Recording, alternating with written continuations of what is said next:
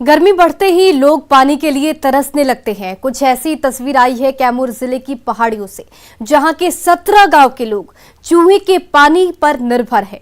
करीब 7,000 की आबादी सरकारी योजना के लाभ से अभी तक वंचित है, तो वहीं सरकारी योजनाओं को लेकर भी गंभीर सवाल खड़े हो रहे हैं।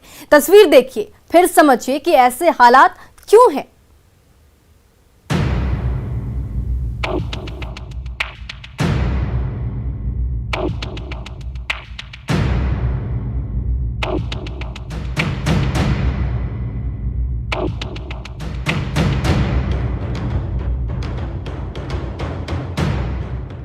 भीषण गर्मी के दौर में लोग पानी के लिए तरस रहे हैं। हर तरफ हाहाकार मचा है। सरकार अपने दावे करने में पीछे नहीं है, लेकिन जमीनी सच्चाई देखनी हो तो चले आइए कैमूर पहाड़ी के इलाकों में, जहां के 17 गांव के लोग सरकारी योजना से मिलने वाली पानी पर नहीं बल्कि इसी चूहे पर आश्रित हैं। पानी के बर्तन की लंबी कतार देखकर समझिए कि हालात कैसे हैं। कैमूर पहाड़ी पर स्थित 17 गांव में शुद्ध पीने का पानी उपलब्ध नहीं है। पहाड़ से गिरकर नीचे आने वाली इन्हीं पानी की धाराएं जरूरतों को पूरा करती हैं।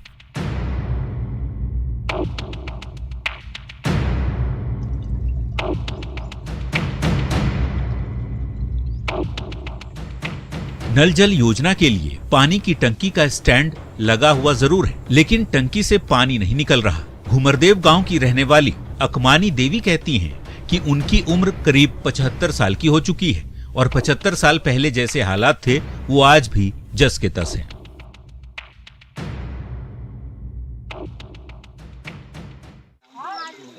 लाभ उठौले बन जाए, कुछ भी हमन के नहीं मिले कबो पानी आज तक नहीं मिला। नहीं, आज तक पानी नहीं मिला ना, हमन के खैरात मिलल ना, बूढ़ा व्यक्ति मिलल, कुछ नहीं। हमन यही पानी से जिया खात बानी, जंगल के का मिलल बा।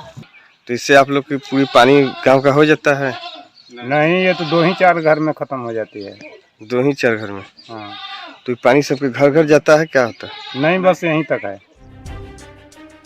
कहानी केवल एक गांव की नहीं, कैमूर पहाड़ी पर स्थित कई इलाकों की है। गर्मी के दिनों में पहाड़ से रिस रिस कर आने वाली पानी की रफ्तार धीमी पड़ जाती है, लेकिन करें तो क्या करें। पानी चाहिए तो इंतजार भी लंबा करना ही पड़ेगा, मजबूरी जो है। लोग परेशान हैं तो मुखिया जी को सुनना भी जरूरी है। कहते हैं डीएम तक बात पहुंची है, जल्द समस्या को दूर कर लिया जाएगा। और कमहरिया में भी यही स्थिति है। ये 2 चप्पल था कमहरिया में, वो भी बंद था, टंकी भी बंद था। तो हम लोग इसको खबर किए, प्रभात खबर में लेकर गए, साथ में इसकी खबर निकला। इसके बाद डीएम साहब, हमारे डीडी साहब से जान लिए इसको। सालों साल से समस्या जस की तस बनी हुई है, लेकिन शासन और प्रशासन का ध्यान इस ओर जाता ही नहीं। सिवा आश्वासनों के कैमूर पहाड़ी के ग्रामीणों को कुछ मिलता नहीं। ऐसे हालात तब हैं जब पेयजल संकट दूर करने के बड़े बड़े दावे किए जाते हैं। सरकार निर्देश अधिकारियों को देती जरूर है, लेकिन बिगड़े हुए हालात में आखिर सुधार क्यों नहीं हो रहा, ये यक्ष प्रश्न है। अभिनव कुमार सिंह, न्यूज़ 18 कैमूर। और अब बात कोटा के रामगंज मंडी की गौरांशी शर्मा की, जिसने शारीरिक कमजोरी को दरकिनार कर ब्राजील में हिंदुस्तान का नाम रोशन किया और डेफ ओलंपिक बैडमिंटन में गोल्ड मेडल जीता है।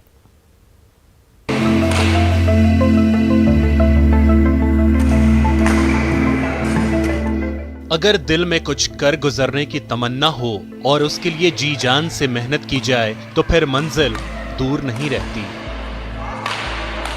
ये बात रामगंज मंडी की गौरांशी शर्मा पर सटीक बैठती है, जिसके पास बोलने और सुनने की शक्ति तो नहीं है, लेकिन उसकी स्वर्णिम सफलता की कहानी बहुत कुछ बयां करती है। माता पिता भी बोल सुन नहीं सकते थे। बेटी हुई तो उसकी भी हालत वैसी ही थी। 2 साल की थी तो गर्म दूध से झुलस गई। बड़ी मुश्किल से जान बची, लेकिन उसके बाद जब बड़ी होकर गौरांशी बैडमिंटन कोर्ट में उतरी तो अपनी लगन और मेहनत से वो कर दिखाया जो अच्छों के लिए महज सपना ही है। ब्राजील में आयोजित डेफ ओलंपिक बैडमिंटन में गौरांशी शर्मा ने जापान को हराकर तिरंगे की शान बढ़ा दी। बहुत ही थोड़ा सा एक तकलीफ वाला था कि चलो बच्चा सुन और बोल नहीं सकता है और पेरेंट्स भी ऐसे हैं, तो लगा कि कुछ करना चाहिए। गौरांशी शर्मा ने देश का जो मान बढ़ाया है, उसके लिए रामगंज मंडी के एक व्यवसायी ने 11 लाख रुपए के प्रोत्साहन राशि की घोषणा की है। साथ ही जिला कलेक्टर और कमिश्नर के आदेश पर उसकी वापसी पर जोरदार जश्न की तैयारी की जा रही है। रामगंज मंडी के लोगों को ज्यादा से ज्यादा संख्या में जिस दिन गौरांशी यहाँ रामगंज मंडी आए उस दिन भव्य रूप से उसका स्वागत किया जाए।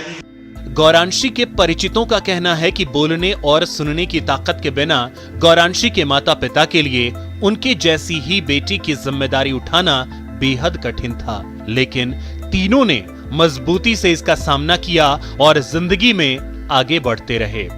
गौरांशी ने आज हमारे पूरे क्षेत्र को गौरवान्वित किया है। बहुत खुशियां हैं, यहाँ क्षेत्रवासी बहुत खुश हैं। साइना नेहवाल को अपना रोल मॉडल मानने वाली गौरांशी बैडमिंटन की ट्रेनिंग के लिए अपने माता पिता के साथ मध्य प्रदेश के भोपाल में रहती है। न्यूज़ 18 के लिए कोटा से ओम प्रकाश मारू की रिपोर्ट। और अब आपको एक रिटायर्ड दिव्यांग शिक्षक की कहानी बताते हैं, जिन्होंने अपनी सेवा समाप्ति के बाद गांव में वो कर दिखाया जो दूसरों के लिए नजीर बन गया। आखिर दिव्यांग रीतलाल महतो ने क्या कर दिखाया, इन तस्वीरों के जरिए समझिए।